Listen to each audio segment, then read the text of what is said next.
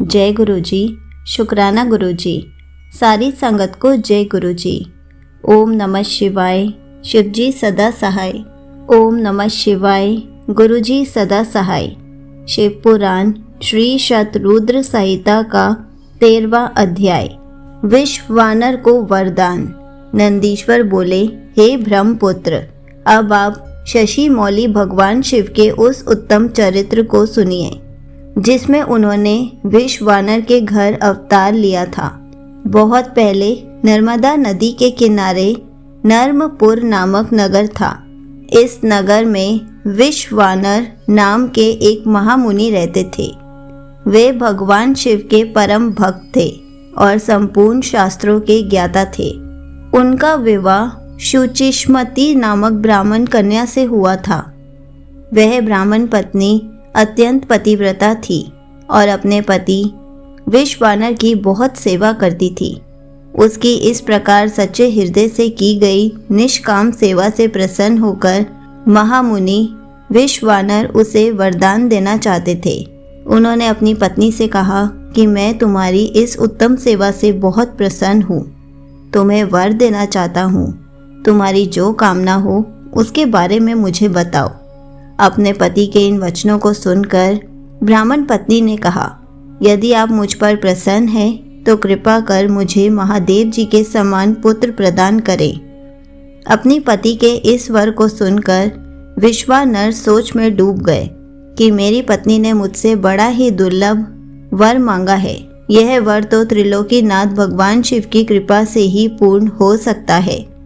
तब उन्होंने अपनी पत्नी से कहा कि देवी, तुम्हारा यह वर तो भगवान शिव की कृपा से ही पूर्ण हो सकता है। इसलिए मैं भगवान शिव को प्रसन्न करने हेतु उनकी तपस्या करने के लिए जाता हूँ।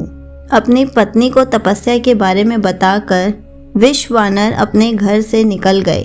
चलते चलते वे काशी नगर में मणिकर्णिका घाट पर पहुँचे और अपने आराध्य के दर्शन कर उन्होंने अपने जन्म जन्मांतर के पाप नष्ट कर दिए। तत्पश्चात विश्वेश्वर लिंग के दर्शन कर उन्होंने सभी तीर्थ स्थानों में पिंड दान किया और ब्राह्मणों व ऋषि मुनियों को भोजन खिलाया। फिर काशी के कुओं, बावड़ियों और तालाबों में स्नान करने के पश्चात विश्वेश्वर लिंग की पूजा अर्चना में मग्न हो गए। 1 वर्ष तक बिना कुछ खाए पिए विश्वानर ने अद्भुत तपस्या की। 1 वर्ष बीत जाने के पश्चात जब एक दिन विश्वानर पूजा हेतु गए, तब उन्हें लिंग के मध्य भाग से एक सुंदर बालक की प्राप्ति हुई। वह बालक बहुत सुंदर था। उसकी पीली जटाएं थी और उसने सिर में मुकुट लगा रखा था और वह हंस रहा था।